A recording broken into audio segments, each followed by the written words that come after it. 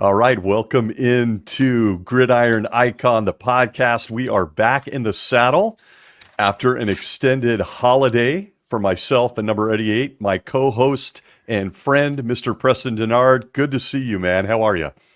I am extremely excited to be right here on this screen. As you know well, and others do not, we had to take a hiatus because, hey, this old man, and might I say old man, Nah. 68 years of age this past November, reflecting back, and I was kind of down and out. A little bit of nerve issues. And so us old guys are starting to feel it a little bit. But, there's one old guy that you and I know well. He always looks the same. And I'm just wondering, does he still have a fractured left leg? Ooh. He could go play in the Super Bowl this weekend. My buddy Jack Youngblood, happy birthday to my dear friend. We love him dearly. One of the best to ever do it, number 85. Yes, sir. Proudly displayed next to you behind me if you've got our YouTube channel up for those that are listening and watching. I got to tell you, man, what a special player, what a special team, what a special time for Rams fans. So cool, man. Happy birthday to number 85, one of the best to ever put on a helmet. Yep. Incredible, my man. Well, listen, you are not old, my friend. For those who are that can see this podcast visually, Preston looks like 20 years younger than me. So dealing with a little bit of injuries. I got rid of it. Yeah. I mean, we're done with the goat. We're done with facial hair. No, I think it added 10 years of youth to your face. You know what? I've been that way most of my life. It's just these short few 2-3 years here that I've started wearing the nice, hairy stuff. Yeah. I like this. Yeah. Okay. The only thing that matters is what does the wife think? Like, is she? Nobody. Yeah. You know what? I'm in my own world. There you go. Very nice. Very nice. Well, there you have it, folks. We're happy to be back. And we're going to talk football over the next 30 minutes or so. It is NFL championship weekend, and we have missed out on a lot of big news. Some coaches fired, some coaches not hired. So let's jump in right with that, because I think we're seeing a very interesting shift in the NFL that someone like you can give a lot of perspective on as a former player. I got to tell you, this thing with Bill Belichick and the Atlanta Falcons was interesting. 2 interviews, doesn't get hired. They go out and get the dynamic. They take our defensive coordinator. They take Raheem Morris from our Rams squad. What is going on? We've got a coach in Belichick that's won multiple many people consider the GOAT of coaching, not so much after Brady left him. Right. I feel like there's a cultural shift in the NFL. We're seeing guys under 40 years old running NFL franchises yet. And you didn't live in that era. Malavasi, Robinson, Tom Landry is a friend. What are we seeing in the NFL? What happened with Bill Belichick at 71 years of age from your perspective? The Chuck Knowles, the George Allens, the Seiferts, and all these guys that had years and years of prep and experience and design and development, and all of a sudden creating their own genres of success in professional sports. And yes, the trend is changing. It's the Bible said it was going to happen this way. We're going through changes now. Prophetic.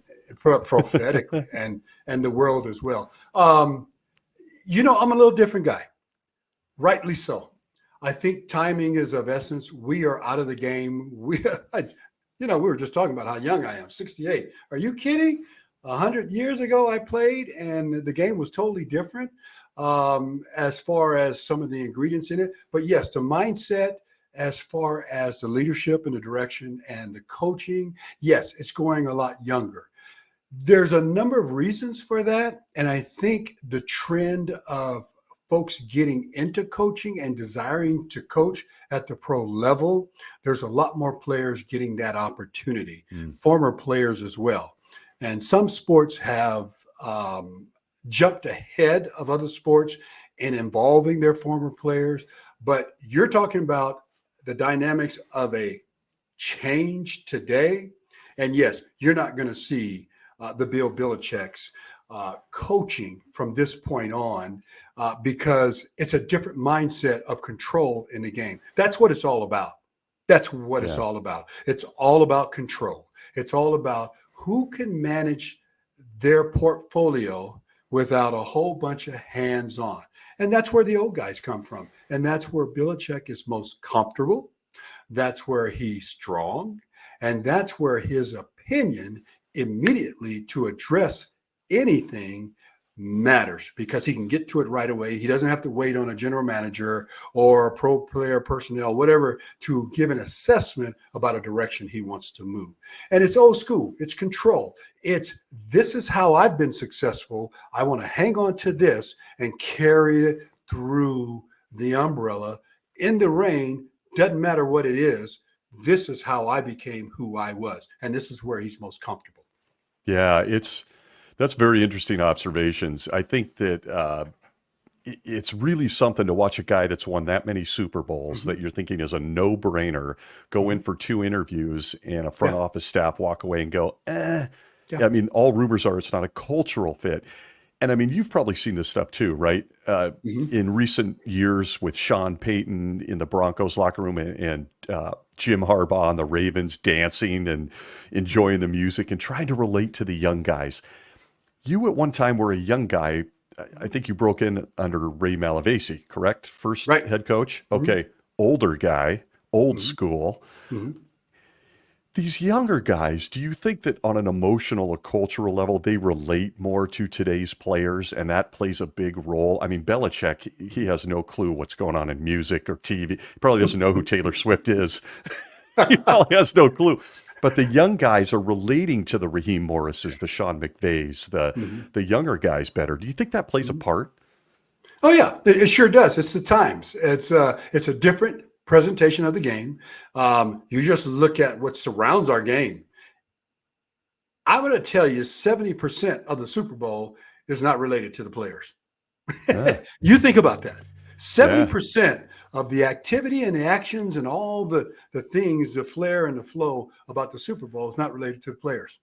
It's the big production of the hype. It's a big production of this. Everything is marketing. Everything is the internet. I mean, this thing is just taking the game away from what it used to be when you could just grab a jacket, put a hat on, mama, get the babies in the car. Let's go to the game. We're going to go watch it. And that was old school. It was genuine. It was realistic. There was no fluff. There was no pop and stance. There's no flair. It was just grit and grind and the nature of the game. Today, it's a lot different. And that's in all genres. And I'd like to say the NBA took the lead on that a few years ago because it wants to be the hip hop industry in athletics. Well, then the NFL is a strong arm on it. They're not going to let that go. So they're building their coffers. I mean, you think about it. Everybody, I guarantee you, 90%, I'm going to go on the line, 90% of former players ain't worried about who's playing at halftime. Yeah. I mean, 90% of the players that have played in this game is not concerned about who's going to have a wardrobe flop. We're not concerned about that. As a matter of fact, when the game is on, in between the quarters and at halftime, we don't have our eyes on the TV. Yeah, it's a very valid point. I mean, and I got to be honest, as the get off my lawn, older middle-aged guy now, neither do I. I could care less. Yeah. I was thinking back to Super Bowl 14, the game you played in, widely considered one of the best head-to-head battles into the fourth quarter. Yep. I don't even remember. Was there a halftime show? I don't even remember. I remember when the game started, all the flash cubes, because no one had cell phones back then. Yeah. But yeah, it was grass, it was dirt, it was mud, it was dudes playing football. Yeah. And you're right, it's a different generation today that these coaches now have to walk in and be able to relate to these guys. I mean, you think about these players today, and my actual real first head coach, you're going to be blown away. George Allen. Ooh. Remember when he was with the Rams for a handful of weeks? Yep, I do. And the vets ran him out. Yeah. You probably don't know that story. Oh, you don't know that story. Do tell, number 88. Oh, my God. George Allen. That's another day story, but we'll have to tell that one day on one of the podcasts.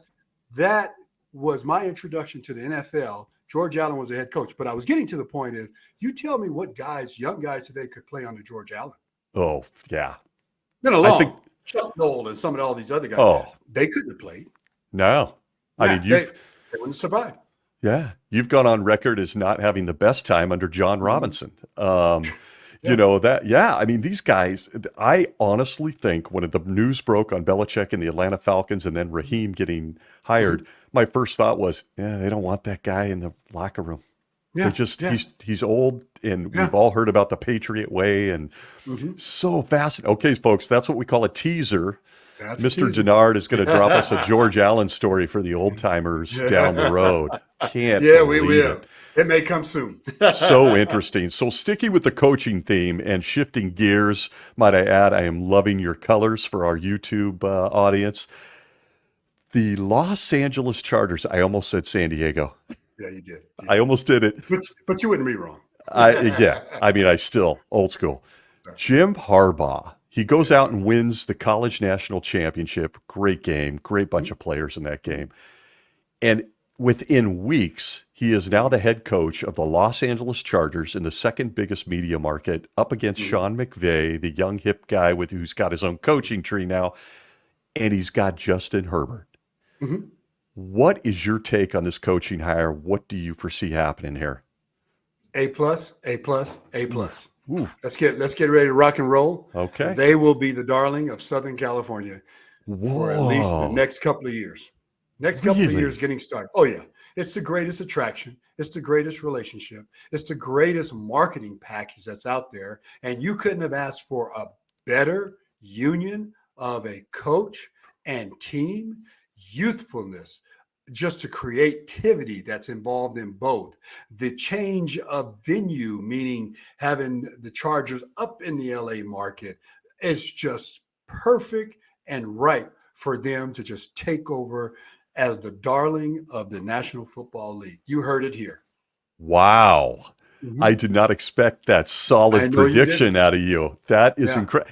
Listen, Chargers have always been my my AFC team since I was a little kid. But to have them sharing with my Rams is a little awkward and weird now. But Justin Herbert is one of my favorite players in the league. Watched him in college, obviously in Oregon. I knew he'd be a better pro than a college player. I think I should be a scout, folks. Anybody interested? Okay. But to team him with Harbaugh, who got the most out of Colin Kaepernick, do you expect to see an uptick out of Herbert? Exactly. And here's the other reason. And you can see my confidence in this move.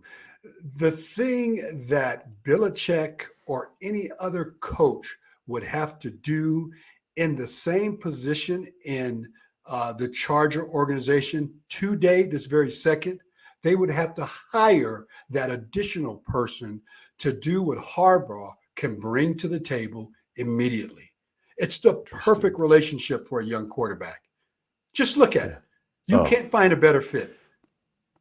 I don't know how you would. I mean, I full confession, I was always hoping that when Matt Stafford went, we'd find a way to get Justin Herbert for McVay, because Herbert's talent, he's Dan Marino of his generation. And I don't, I'm hoping he doesn't end up being Dan Marino without a Super Bowl ring of this generation, unless it's against the Rams, of course. But I think that that is an absolutely amazing marriage. And they didn't even begin to interview a Bill Belichick in that role. No.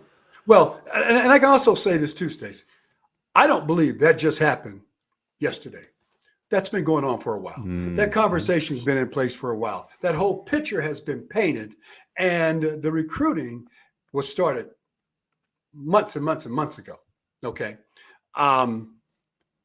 It's just inevitable that this was not put together in a very comfortable and confident measure. We knew Harbaugh was trying to get there. What better measure to be motivated than to win the national championship? I knew right then he's gone. He's gone. He set his university back up. He put them in a great position. It's just perfect. You couldn't have written this script any better.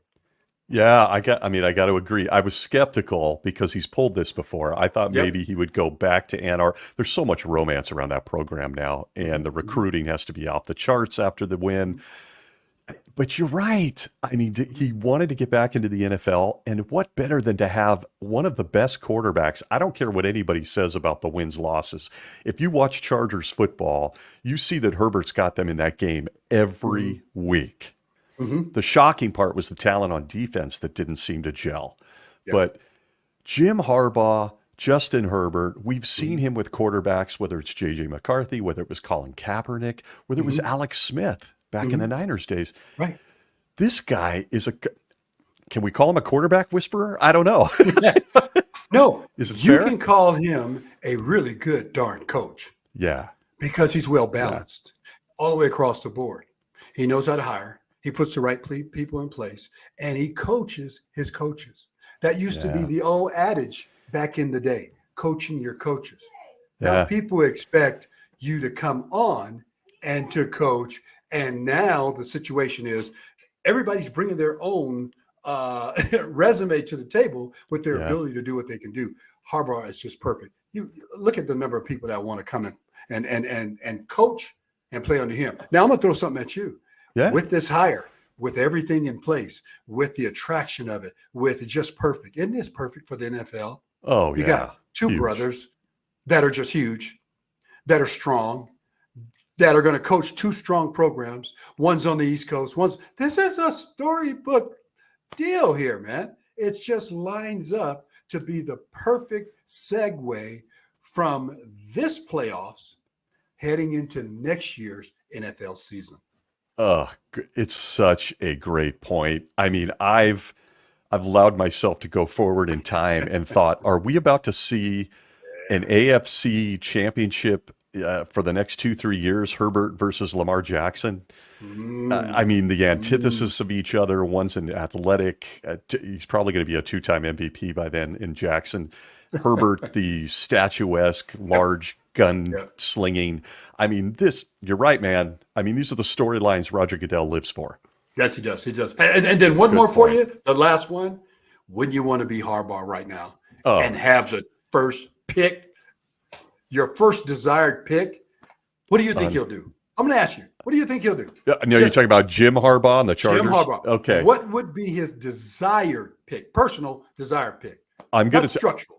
I'm just going to give my own thought on this. I don't think it's J.J. McCarthy. I think he'll be gone, but I do see him going after his running back, Corum. That's my thought. Ooh, That's that's my a thought. But good one. I he's hadn't got thought that. he's I got some thought he was. players on D. He's got some. Yeah. Yeah. Something tells me he wants to get a jump and giving his QB another weapon. Oh, wide out. How Okay. many good ones are coming out this year? Oh, so many. There's Oh my enough. gosh. Marvin I Harrison just Jr., oh, the kid from Washington that he just oh, watched. Yeah. Oregon State. I mean, the Oh kids yeah. are all over the place, man. Oh boy, Wow. Washington. I mean, there's so many Interesting. of them, and I tell you what, the one I like is up in Washington. You like that kid? Oduze. Aduze? He Yeah, is. he would be good as a Charger. I'm going to have to agree on that. Anyway, He's that's my got, take. yeah, he doesn't have the size, but he reminds me of Larry Fitzgerald in that Yes, he can go yes. possession, he can go deep. That kid is really good. Love him. Love him. Yeah. Love his Interesting game. point. So we Okay. both think that maybe he'll dip into his own offensive backyard. Oh yeah, Okay. that's where he's most. That's him. Oh, Oh yeah, yeah. yeah. No, that's a good point. Chest out offense, quarterback, throw the ball. I got it. Yeah. A lot of fun to watch It'll this. be fun. Yeah. What a great offseason so far in terms of the coach. I loved Michigan winning. I got the national championship game I wanted. Yep. We talked about it prior. Michigan, Washington, Michael Penix, what a stud. Oh yeah. So much to talk about. Okay, we got to shift gears because we are up against it, folks, in terms of time. This is NFL championship weekend. Yes, it is. We've got the final four teams, the final four. Wow. I want to ask you what you predict, and I want to start in the AFC because the NFC is my favorite. So going to the AFC, here we go again. Mhm. Lamar Jackson and Patrick Mahomes in a MVP. battle royale of styles. The battle of the MVP, which I don't think it is. Lamar Yeah. Jackson is it. He's going to win. Point blank. Point blank. Yeah. Yeah. And Agreed. that's a whole discussion, because why would he be the MVP? What is the MVP? What does that reflect? What does Yeah. that mean? Is it truly all stats? Is it truly all popularity? We really don't have our hands on it. But as far as functionality, production, and results, Lamar Jackson, MVP. Yeah. You take them off the Ravens, and they're just an average team. We saw it against the There you go. Texans. Mhm. Like when that game was kind of tight there in the first half, Yep. CJ Stroud is such a stud. We'll get to him someday. But Lamar Jackson took the game over. Yeah, I did. That was it. I mean, they had no answer for him, and Mhm. it was a blowout in the second half. And by the way, tip my hat to D'Amico Ryans and the Texans. What a season! But Yeah. I agree with you, man. So going into this game, Patrick Mahomes, battle the MVPs. Mahomes is on the road as Baltimore gets its first AFC championship at home. Who do you like? Okay. Who's capable? Both of them are. Oh, yeah. The visitors capable of going in there and winning, because they got the right players. They got Oh, yeah. it's the perfect game and setup for this semifinal or heading into the Super Bowl. So I like Baltimore. I like them slight advantage. I like for the results to come from an MVP play. That's what's going to happen. Now, the true essence of the success of the game and the winner is going to come who makes the least amount of mistakes, inclusive of turnovers, interceptions, missed tackles, missed assignments, jumping off sides.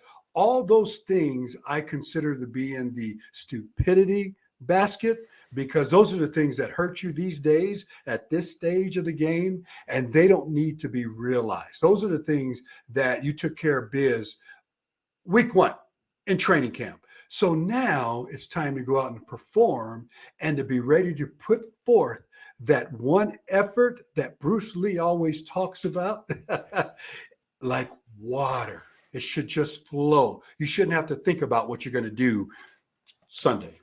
I love it. That's one of my favorite quotes. Mhm. He just dropped a Bruce Lee reference on us, ladies and gentlemen. Yeah, no, I agree. And I got to ask you this. Do we give the edge if this game gets tight? Mhm. And Lamar Jackson is so dynamic, but Mhm. Patrick Mahomes is packing the experience. Mhm. They're on the edge. If they can win this and win another Super Bowl, are we talking dynasty? Like classic 70s, 80s dynasties? Because the Chiefs, Mhm. I mean, they've been here. What was the stat that Mahomes is in 5 of his 6 years, he's played in an AFC championship game? What? Yep. An AFC I championship mean, game. that's bonkers. Mhm. This game is going to be a battle of two quarterbacks that couldn't be more different. Mhm. And you're picking the Ravens slightly, Mhm. if I heard you correctly. Yeah. Yeah. I'm Okay. picking the Ravens. Now, this sort of dives into my other thought. So it's probably going to be a carryover, but boy, I'm getting ready to hurt some people. But there's no dynasty in this. Oh, Let me tell you why. okay. See, the makeup of this game is different. And the old phrases that were used in the past no longer equate to what the game is today. Dynasty, there won't be a dynasty anymore. Okay. Boy, and I tell you, here I go. I'm dumping into my other thought, but I'm going to do it. Because the makeup of what a dynasty is the cloth, the fabric of that program. When you think about the Steelers, you could name all those old Steelers. Yeah. You could name the defense. You can identify the offense, who the ballers were. You can identify who was consistent year in and year out, and why they won 2, 3, or in 4, 5, 6 Super Bowls. Okay. You can call those a dynasty because they were in place year in and year out. You can identify a dynasty as a blanketed covering of the consistency of a team like the Steelers, like the Cowboys in the Doomsday Defense, like the 90s. Minnesota Vikings, the Purple People Leaders, the Yeah. LA Rams, the Fearsome Foursome Days. I mean, those were dynasties. They didn't have to represent championships. You hear what I'm saying? It's a good point. They don't have to represent championships, but they always were consistently. When you talk about Mahomes, oh, he's been in the AFC championship, blah, blah, blah. Well, there's been others that's done that. Yeah. Maybe not the same number Jim and Kelly. right off the bat, but they've all done that. Yeah. So be careful how you identify what you think is a dynasty, because they come seasonal. And if you identified and broke them out as seasonal dynasties, I could accept something like that. But there's no dynasties, and there won't be any more other than what they used to know them as in the past. I mean, it's a great point. We're going to have to do a whole episode and unpack that a little bit, because the game has changed so much. I mean, those guys that you just reeled off the top of your head, that was before free agency. I mean, these guys stayed on a team for 15 years. That's why the Steelers and the Cowboys have entire wings in the Pro Football Hall of Fame. It's ridiculous. You think they can call very good point today brotherhood? You think the guys can call brotherhood today? No, they can't do that. You tell me how many guys would be able to say, oh, yeah, I had a teammate I played with 8 years, 10 years, 12 years. They can't say that. Yeah, that's a good point. We just saw it with Matt Stafford returning to the Detroit Lions and getting booed. Yeah. It's a very interesting point. Okay. As we get ready for NFL Championship weekend, we got to switch to the NFC in our closing minutes. I am so ridiculously excited for this game. The Detroit Lions, and probably the story of the year, versus the San Francisco 49ers. And to your point, Kyle Shanahan returning to an NFC Championship game for the 10 billionth time. Who do you like in this game, and what do you make of the quarterbacks? Jared Goff in a redemption year. I'm a huge fan of his. And Brock Purdy, who's just getting trash talked everywhere like he has no talent, which is absurd. Well, let me tell you this, my friend. First of all, Brock can play. And he's a baller. And he comes from the makeup out of Arizona, where he was designed to be successful. He went to college and did that. So I already know. I'm not worried about him. I also know this too. San Francisco is built to be a championship team. The only difference that it will be taken away from them are those things, those caveats I gave earlier about mistakes and turnovers and drop balls and jumping off sides and all those kind of things. Whoever makes the least amount of those, and hardly any at all, are going to be victorious. Big plays are going to come. There's no way to play these games without being big play. But I truly do think San Francisco is designed to win. I'm pulling for Detroit. Me too. You know why? Because I love Jared Goff. You know why I love Jared Goff? Because Jared Goff is a baller. He is me. He is a guy that got dealt, and he went somewhere else, and he still proved he was a baller. Now, he may not be your cup of tea, as one of my dear friends tells me. He may not be your cup of tea. He may not flip that ball out the way you like it. But he's in the semifinals. People can say whatever they want. He's in the conference championship game, and he's got a chance to upset. He's going to make a name of himself in this game for no other reason than he survived the nastiness that he went through, and he's up on top. Yep. I'm pulling for him personally. Oh, me too. Hey, and he's still a Ram. Yeah, and he's still once a Ram, always a Ram in my book. I love Jared. He's from my hometown. His dad was the big man on campus at our high school. And Jared is a good dude. I have never understood the narrative around him. And I couldn't be more excited for him tomorrow. I hope he has the game of a lifetime. I would love to see the Lions win the Super Bowl for that city and those fans. It's just an unbelievable story. But, the narrative around Brock Purdy is almost similar to what Goff's has been the last 4 to 5 years. Oh, he's just got a bunch of great players around him. Folks, no one else throws the ball or reads the defense but them. It's very strange. The coach is throwing the ball. What? I mean, and that's so funny. Bonkers. And you know what? Somebody's got to throw him the ball, right? Who doesn't want Debo Samuels around them? Who doesn't want Brandon? Who doesn't want those guys? Kittle. I mean, come on. That's how you build a championship team. Yeah. It's the best team game on earth. Just strange. It's the strangest stories that come out of the narrative with these two quarterbacks. And I think it's going to be the game of the day tomorrow. I am rooting for Dan Campbell and his squad. They did it the right way in the draft with players, and they built a culture. It's a little old school. I guess that's why I love it. I love it. So you are picking Ravens and Lions. That's your hopes. The reality of it probably is going to be the Ravens and San Francisco, but I would love to see the other.